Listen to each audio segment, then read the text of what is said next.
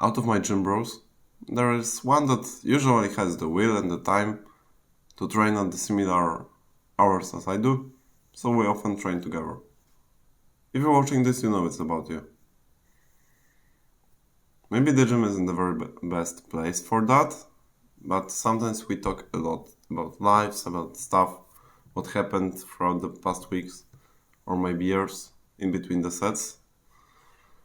So it's not like only training, and he's not only a gym bro, but also a friend. And even though I'm not still a very successful guy in any part of life, I've had my progress, but I'm not at the top in anything yet. You can probably see by the stats of this video. It would be surprising for it to hit amazing numbers, and as I've said that, it's probably not good. We can make this happen. But I still feel better than him in certain parts of life. For example, one of them, the most noticeable I believe, is in social skills. Because I used to be shit at it. I used to only have some friends to play Counter-Strike with and talk on Discord like every evening. But it changed. Throughout the last 2 years, it changed to me. Example given, while I was driving to the university in a train with two of my friends, so in a group of three, but those two started to talking about something I couldn't relate to, and I overheard the other two guys that also looked like students, but I didn't know them. I never talked to them. I believe I've never seen them.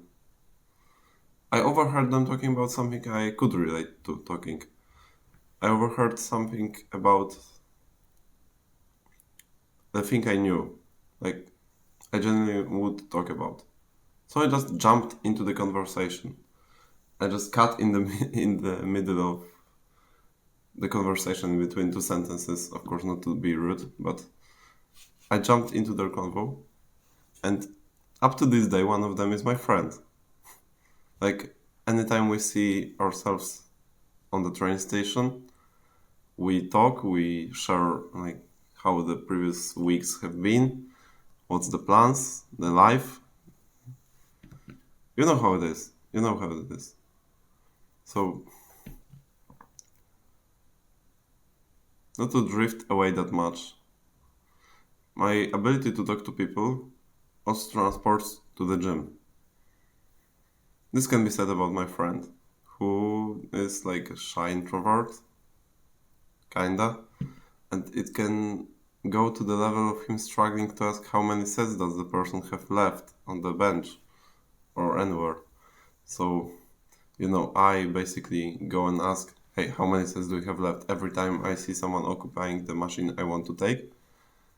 Sometimes he will struggle to do it, and we just hope that the set that the person is doing is the last one and he will be able to jump in without conversation. I don't know if you can relate, but my nature, my character was to try and help him. I talked to him, spitting knowledge from books and self-improvement videos. I was sending him links to those videos, to like Hamza videos talking about self-confidence and how to talk to people, to some shorter stuff of Andrew Tate speaking about confidence, speaking about approaching. I tried to put him on the right track. I've advised him to buy some books and to read them, what after a couple of months he did. He actually bought some books for himself, but asking him what he has read 2 months after, it was half of one book. And they weren't huge books. So, while I asked him to speak to someone, he was always coping that I can just wait, I can do different exercise, I can just go somewhere for a while. He didn't want to. And some heroic part inside of me tried again and again to help him, to make him more confident, to make him more willing to speak to people, because it doesn't only matter in the gym, of course it will transfer to every aspect of your life where you have to deal with other person. Your ability to speak properly and to have a conversation will not only be useful at the gym, but the gym is the great example because, as I said at the very beginning, we see ourselves at the gym, most likely. So that's where I can see it, where I could see it, and where I could feel that I want to help him. Because that is kind of tempting to help people if you have similar nature to mine. Part of that thing, of that nature, transferred to my leadership trait, leadership abilities over the last month. Because that's something that is important, but I forgot about the most important part in helping people. You can only help the people that want to be helped. I want to let that sink in. You can only help the people that want to be helped. And I was told this advice, like on some random self-improvement YouTube video, but I thought that, no, this guy is lying. I can succeed, I can help my friend. Some common belief you may have also is when you start your self-improvement journey, your self-improvement stuff, and you have the group of friends you used to play some video games with, maybe go drinking. Like, you have those people that were in your life and will probably drop out when you try and get better and better. And you think that you can take themselves with you. You can save their life also. You can make all of them work on themselves, go to the gym, eat clean, drop video games, and make their lives better. So you are with them at the top. It's a dream for most of us because maybe they're not even that great of people, but you've spent a lot of time with them. And that's why you think that you want them with you. And then I don't blame you. But the advice that it's only the people you can save are the ones that want to be saved. It's true. Do I tell you to immediately stop trying? No.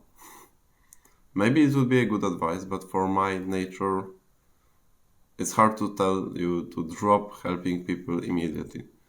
But I want you to keep in mind that after you try like the 100th time, while the previous 99 had no results, maybe it's high time you stopped caring that much and focused back on yourself more.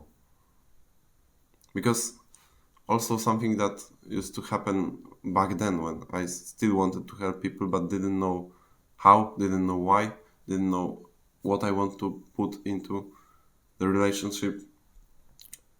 I used to put other people over me. That is also a mistake. Help people, especially if they want to be helped, go with that, but don't forget about yourself. Because sometimes it is easy to put those people over you, especially if it's someone important for you. Because I spoke about my gym bro, my friend from school, but it can be your parent or your girlfriend, your brother. Those people will also need help by your means, by your thought. But if they don't think that they need to be helped with something, they won't change. So it's up to you to make them believe that they really need help, or to make them go their way and you go your way. Because one last disclaimer, I talked about speaking to people at the gym. That's when it's easier to say that, okay, let's leave it after some time. But what if the person you see in mind as I'm talking is your alcoholic dad? Or drug addict brother? You want to help them. you feel that you can help them, but they still keep to their bad habit. That's where I don't have any more advice to you. I can say that you have more ways to help them because you can ask a professional for help, like a clinic or something, depending on your status, like financial status. But also, when this person want to change, you will struggle heavily to do something positive for them. And maybe there will also come time when you have to drop. So it's not the video that takes away all of your hope, but just a reminder that if you struggle again and again and again and see no results in the other person's life, see that they don't want to change, maybe it will be healthier for you to drop them, focus back on yourself, and make your journey better. Now go and make your way to a better future.